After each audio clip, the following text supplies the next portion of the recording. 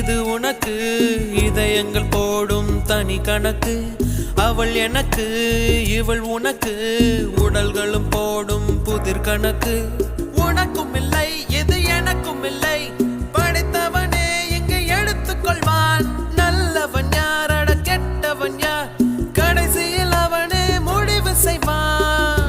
பழி போடும் உலகம் இங்கே, பலியான உயிர்கள் எங்கே? உலகத்தின் ஓரம் நின்று அத்தனையும் பார்த்திருப்போம், நடப்பவை நான்